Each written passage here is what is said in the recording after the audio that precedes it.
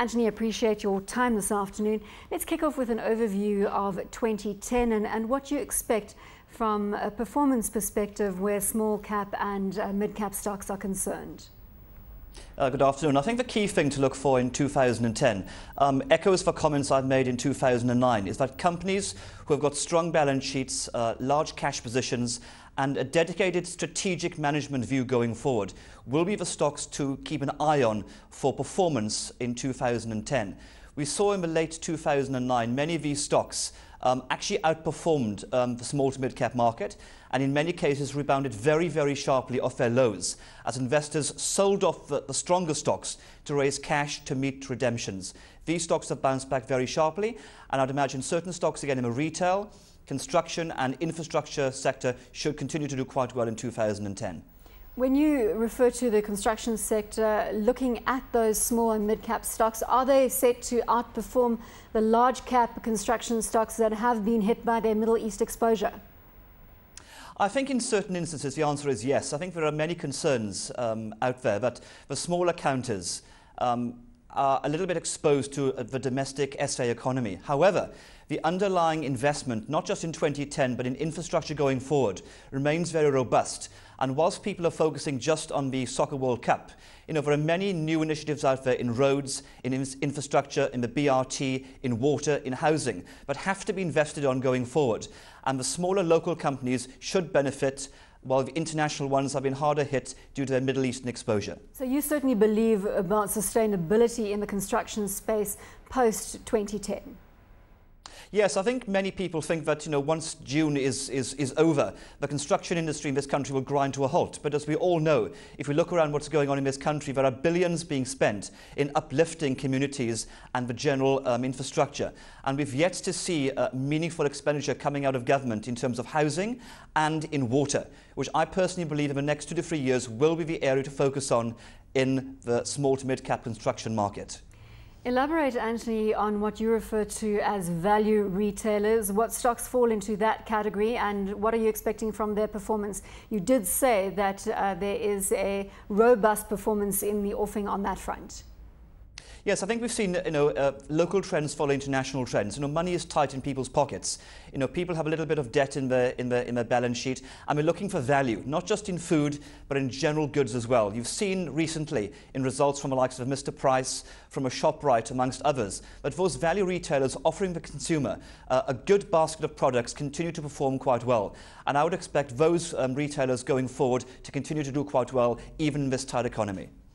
Now, there is some news flow out today. The Johannesburg Stock Exchange says that new listings fell by more than a half last year as South Africa suffered its biggest recession that's in more than 2 decades. And Africa's biggest stock market had 10 new listings last year, compared with 23 in 2008 and 63 in 2007.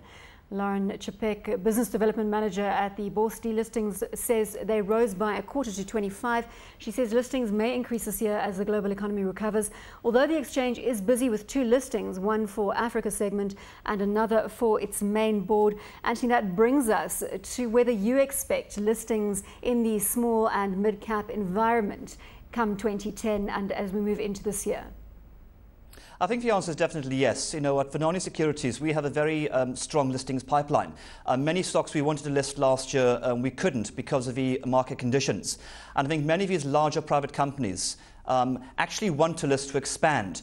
And again, in times of economic stress, they can expand their underlying business, but not as much as they wish. So I think as the economy recovers in 2010, if interest rates remain low and expansion wants to happen in these family companies, I foresee many listings happening perhaps towards the middle to the end of 2010. I know in our books we have some very nice stocks in the pharmaceutical, retailing and infrastructure side waiting to list. I mean, these are sizable companies, in many cases with revenues exceeding R1 billion and very profitable enterprises. It is obviously all about the economic environment. Are you relatively confident that come the end of 2010, mid-2010, we could see a robust economy, robust enough for those listings to come to fruition? I think it's a combination of a robust economy as well as the underlying valuation of the stocks. You know, we saw last year that these stocks were beaten down very hard. So why would you list a family company on a P of 3 or 4 when, let's say, 2 years ago you've got a 9 or a 10? So I think many family companies held back their listings in anticipation of slightly higher ratings from a market recovery. You know, the market has started to recover. The underlying economy is gently moving out of recession.